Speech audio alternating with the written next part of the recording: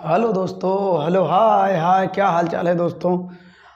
तो दोस्तों आज मैं आप लोगों को इंटीग्रल के विषय में जानकारी दूंगा, लेकिन उससे पहले चूंकि इंटीग्रल जो है वो कैलकुलस का पार्ट है दोस्तों, इसलिए मैं सबसे पहले कैलकुलस के बारे में बताऊंगा।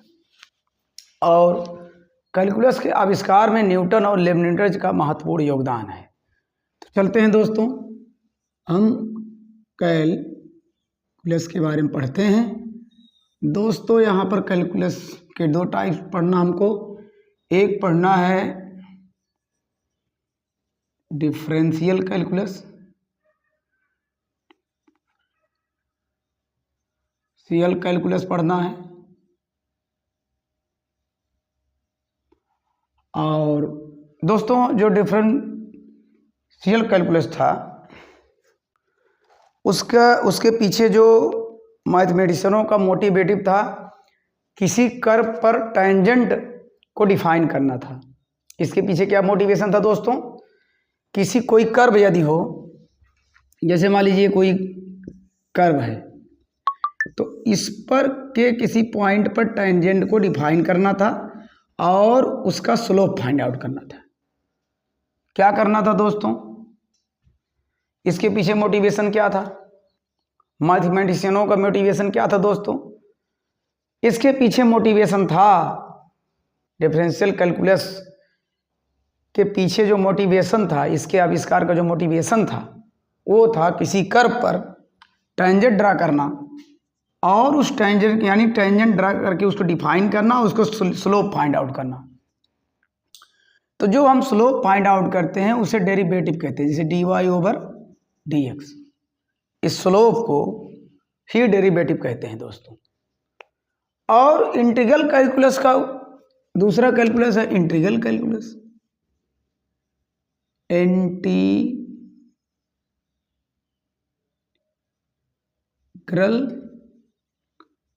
कैलकुलस। दोस्तों इसके पीछे क्या था? इंटीग्रल कैलकुलस का आविष्कार का मेन मकसद था, मेन मोटिवेशन था कि किसी कर्व से किसी दिए गए इंटरवल में एरिया फाइंड आउट करना, ये था मोटिवेशन। देखिए इसके पीछे ही मोटिवेशन था। इंटीग्रल कैलकुलस के पीछे क्या था? इंटीग्रल कैलकुलस के पीछे जो मोटिवेशन था दोस्तों, वो था किसी कर्व के द्वारा, किसी कर्व द्वारा जो एरिया घिरा होता है किसी इंटरवल में, उसको फाइंड आउट करना था। तो दोस्तों अगर किसी इंटरवल में, अब यहां पर आते हैं, अब मैं यहां पर आ रहा हूं, अगर कोई इंटरवल गिवन है, कोई फिक्स इंटरवल गिवन है दोस्तों, जैसे कि किसी इंटरवल में कोई बहुत सारे फंक्शन डिफाइन हो और उनका डेरिवेटिव भी एक फंक्शन के रूप में आ रहा है। फॉर एग्जांपल, जैसे मान लीजिए अभी हम साइन एक्स का हम डेरिवेटिव फाइंड आउट करें तो हो जाएगा कॉस एक्स हो जाएगा दोस्तों। और हम अगर dy/dx साइन एक्स प्लस 1 का डेरिवेटिव फाइंड आउट करें तो भी cos x होगा। dy/dx साइन एक्स प्लस 2 का डेरिवेटिव फाइंड आउट करें दोस्तों तो साइन को हो जाएगा cos x और 2 को हो जाएगा 0, तो 0 राइट नहीं करेंगे। इसी तरीके से दोस्तों dy/dx साइन एक्स माइनस 1 का डेरिवेटिव क्या होगा दोस्तों? तो इसका डेरिवेटिव होगा साइन का हो जाएगा साइन एक्स cos x, 1 का 0। तो दोस्तों यहाँ पर देख रहे हैं कि जो एक कांस्टेंट है ये डिफाइन नहीं है, डिफिनिट नहीं है, फिक्स नहीं है। कांस्टेंट कुछ भी हो तो डेरिवेटिव सेम आ रहा है, यानी हमें डेरिवेटिव के रूप में ये फंक्शन मिल रहा है। ये फंक्शन हमारे डेरिवेटिव है, यानी ये सारे फंक्शन जो है, ये फंक्शंस जो हैं, ये जो है किसी इंटरवल में डेरिवेटिव के रूप में एक फंक्शन क्रिएट कर रहे हैं। तो जो ये फंक्शन क्रिएट कर रहे हैं, तो दोस्तों हम क्या करते हैं, यही जो फंक्शन है ये डेरिवेटिव है। ये फंक्शन जो आ रहे हैं, सिंगल फंक्शन आ रहे हैं, सिंगल फंक्शन जो आ रहा है ये डेरिवेटिव है। और इसी का उल्टा ये है, यानी एंटी डेरिवेटिव है। तो इसी एंटी डेरिवेटिव को हम इंटीग्रल कहते हैं। क्या कहते हैं दोस्तों? इंटीग्रल कहते हैं। इंटीग्रल फाइंड आउट करने की जो प्रक्रिया होती है उसे हम इंटीग्रेशन कहते हैं। तो यहाँ जो है cos x डेरिवेटिव है और उसका एंटी डेरिवेटिव जो है sin x है। cos x डेरिवेटिव है, उसका इंटीग्रल sin x प्लस 1 है। sin x प्लस 2 का डेरिवेटिव cos x है, उसका इंटीग्रल ये है। sin x plus anti derivative है, सॉरी, इसी के एंटी डेरिवेटिव को इंटीग्रल भी कहते हैं। सॉरी दोस्तों, sin x माइनस 1। अब आप देख रहे हैं जो कांस्टेंट है फिक्स नहीं है, इसीलिए जब फिक्स नहीं होता है तो इसको हम एक आर्डिनरी कांस्टेंट मान लेते हैं। अब इसका भी डेरिवेशन लेंगे तो साइन का हो जाएगा cos x और इसका हो जाएगा 0, यानी 0 हम रिमूव कर देंगे।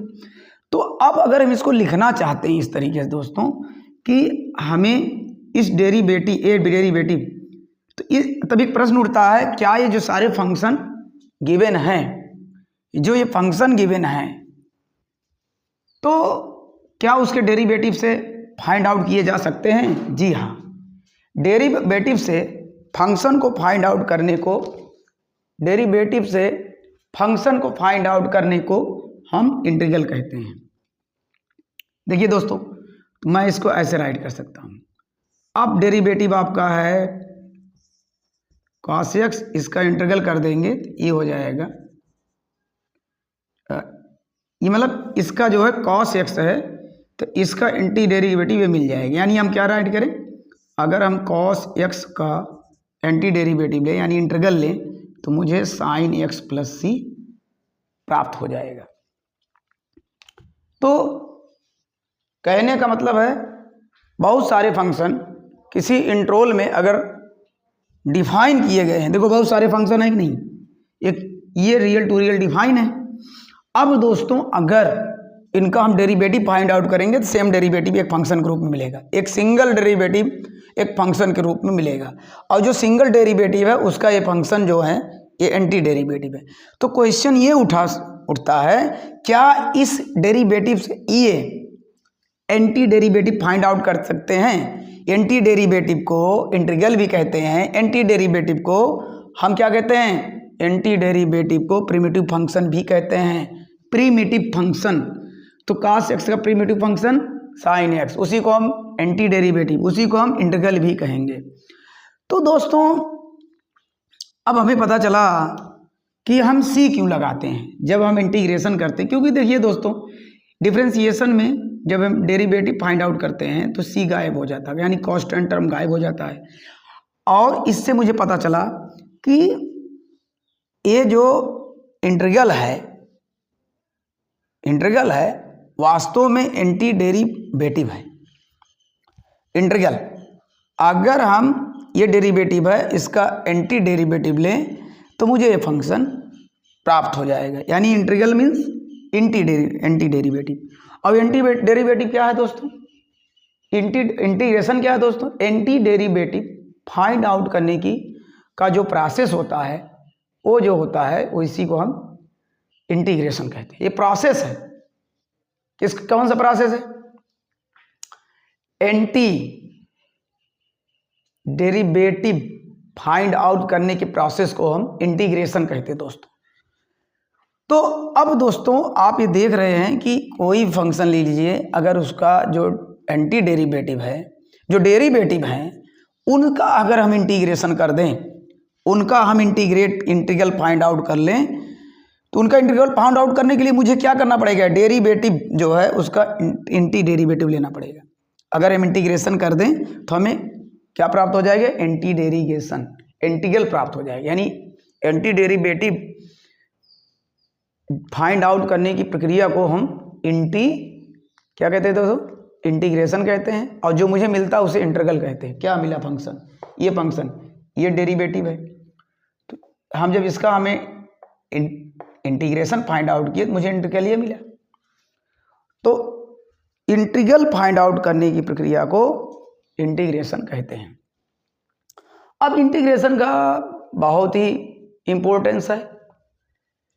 अब इंटीग्रेशन का इम्पोर्टेंस क्या है, आप जो है इंटीग्रेशन के द्वारा कोई पार्टिकल मूवमेंट कर रहा है जैसे, तो किसी पॉइंट पर उसका इंस्टेंट वेलोसिटी निकाल सकते हैं। क्या फाइंड आउट कर सकते हैं? इंस्टेंट वेलोसिटी, और ये भी वेलोसिटी फाइंड आउट कर सकते हैं। इसके द्वारा पोजीशन भी फाइंड आउट कर सकते हैं। ये पार्टिकल कितना डिस्प्लेसमेंट किया, इसको भी डिस्टेंस कितना कवर किया, इसको भी फाइंड आउट कर सकते हैं इंटीग्रेशन के द्वारा। तो प्यारे दोस्तों, इंटीग्रेशन बहुत ही इंपॉर्टेंट चीज़ है। तो अब हम बता रहे हैं कि इसके द्वारा आप क्या वेलोसिटी फाइंड आउट कर सकते हैं। इसके द्वारा किसी पार्टिकल का इंस्टेंट वेलोसिटी, इंस्टेंट डिस्प्लेसमेंट भी फाइंड आउट कर सकते हैं। मतलब अब पार्टिकल कितना मूवमेंट किया है, यानी डिस्टेंस भी फाइंड आउट कर सकते हैं। अब लेकिन एक थ्योरम है दोस्तों, तो इस तरीके से क्या हो गया, इंटीग्रेशन क्या है? Inverse process, reverse process of differentiation. यानी इंटीग्रल क्या है? Anti derivative. इंटीग्रल क्या होता है? Anti derivative. एंटी डेरिवेटिव मतलब क्या है? इंटीग्रल से जो प्रिमिटिव फंक्शन है, जिस फंक्शन को डिफरेंशिएट करने पर एंटी डेरिवेटिव आया, उस फंक्शन को वापस निकालना। फॉर एग्जाम्पल दोस्तों देखिए, जैसे मैंने f of x is equal to x square, ये मैं फंक्शन एक गिवन है, f of x is equal to x square plus 2 है, या मैं मान ले रहा हूँ इसका ये फंक्शन है, इसका हम डिफरेंशिएशन करेंगे। क्या करेंगे दोस्तों? सपोज दैट ये है, तो हम डिफरेंशिएट करेंगे दोस्तों, तो एफ ऑफ एक्स हो जाएगा 2x प्लस 0 रिमूव हो जाएगा। लेकिन जब हम इनका इंटीग्रेशन करेंगे 2x स्क्वायर का, 2x का, तो ये हो जाएगा 2x square by 2 plus c। तो देखिए दोस्तों, वापस ये फंक्शन आ गया। अब यहाँ क्या होता, ये चूंकि फिक्स रहता नहीं है, तो इसीलिए डिफिनिट रहता नहीं, इसलिए कांस्टेंट c लगाते हैं। तो इस तरीके से देखो दोस्तों, ये जो प्रिमिटिव फंक्शन था उसी को वापस उसका डेरिवेटिव है हुआ, डेरिवेटिव का फिर इंटीग्रेशन करने पर हमें पुनः अगेन वही फंक्शन मिल गया। तो reverse process of differentiation is integration. Integration का मतलब सीधा सीधा है reverse process of differentiation is integration दोस्तों। यानी अगर आपको इंटीग्रेशन फाइंड आउट करना है तो मुझे डिफरेंशिएशन का रिवर्स करना पड़ेगा। यानी डिफरेंशिएशन, यहाँ देखिए, जिस फंक्शन से डेरिवेटिव फाइंड आउट हुआ, देखो ये फंक्शन है दोस्तों, इससे मुझे क्या फाइंड आउट हुआ? एक एंटी डेरिवेटिव ये फाइंड हुआ। अब इस डेरिवेटिव से अगेन उसी फंक्शन को फाइंड आउट करना ही दोस्तों क्या है? इंटीग्रेशन। और जो मुझे, तो इस तरीके से प्रिमिटिव फंक्शन मुझे मिल गया। मैं एक शॉर्ट डायग्राम में बात करूं, जैसे सपोज दैट एक y equal to f x एक फंक्शन है, इसका जब हम डिफरेंशिएशन करेंगे तो मुझे क्या मिलेगा? Anti derivative dy over dx। वापस जो है dy ओवर dx से, यानी डेरिवेटिव से वापस इस प्रिमिटिव फंक्शन को फाइंड आउट करना इंटीग्रेशन है दोस्तों। क्या होता है? इंटीग्रेशन। मेरे प्यारे दोस्तों, इंटीग्रेशन और कुछ नहीं है, जो प्रिमिटिव फंक्शन था उसी को वापस फाइंड आउट करना। यहां देखिए, y equal to f x function था, इसका डिफरेंशिएशन किया तो मुझे एंटी डेरिवेटिव मिला, और एंटी डेरिवेटिव का अगेन इंटीग्रेशन मैंने किया तो मुझे क्या मिला? अगेन वो फंक्शन मिला। तो दोस्तों, अब यह आता है फंडामेंटल थ्योरम ऑफ इंटीग्रेशन। तो देखिए, फंडामेंटल थ्योरम क्या है? ये इंडिफिनिट इंटीग्रेशन और डिफिनिट इंटीग्रेशन के बीच एक जो है बैकबोन का काम करती है, मैं कह सकता हूँ एक ब्रिज का काम करती है। ब्रिज में जोड़ना। तो जैसे मान लीजिए अभी आप एक फंक्शन मैं दे रहा हूँ एफ ऑफ एक्स, और इसी फंक्शन का इंटीग्रेशन किसी इंटरवल में करिए तो मुझे क्या मिलेगा, एक फंक्शन मिलेगा।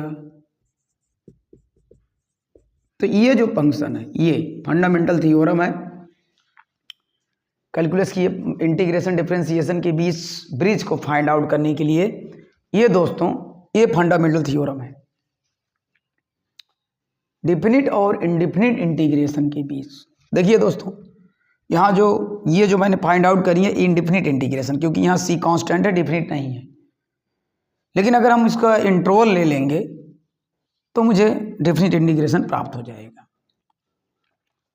तो इसको एरिया अंडर कर्व में दोस्तों एरिया फाइंड आउट करने में इससे बहुत मदद मिलेगी दोस्तों। जैसे मान लीजिए ए और बी एक इंटरवल है, इसमें अगर आपको एरिया फाइंड आउट करना है दोस्तों, एरिया फाइंड आउट करना है तो दोस्तों इंटीग्रेट कर देंगे। ये फंक्शन है, इस फंक्शन का एक ग्राफ है, तो आप उसका इंटीग्रेशन इसी फार्मूले से निकाल सकते हैं। तो ये रहा मेरा बेसिक फंडा। और किसी बच्चे को रिक्वायरमेंट हो तो मुझसे कांटेक्ट कर सकता है। मैं उसको, अगर दूर दराज का है, फ्री ऑफ कास्ट एजुकेशन है, मेरा कोई पैसा कमाने का उद्देश्य नहीं है। बशर्ते दोस्तों मैं एक प्लेटफार्म चाहता हूँ, थोड़ा बहुत अपनी बातें जो थोड़ा बहुत मुझको आता है। कोई देखो दोस्तों, मैं समुद्र में एक ज्ञान रूपी समुद्र में मैं एक कण के भी मेरा ज्ञान समान नहीं है, लेकिन फिर भी जितना मेरा योगदान हो सकता है मैं कर रहा हूँ। भले ही समुद्र में अथाह बूंदों से मिलकर बना है, लेकिन एक बूंद का अपना भी इम्पोर्टेंस है। तो मैं प्रयास करना चाहता हूँ दोस्तों, जो भी मुझको चाहता है। वो अध्ययन बड़ा विशाल क्षेत्र है। तो दोस्तों आप मुझसे दोबारा बात करिएगा और मुझे उत्साहवर्धन दीजिएगा। मेरी वीडियो को अधिक देख करके मेरे दोस्तों मेरी वीडियो देखिएगा, जो कमियाँ होंगी उसको बताइएगा। धन्यवाद दोस्तों।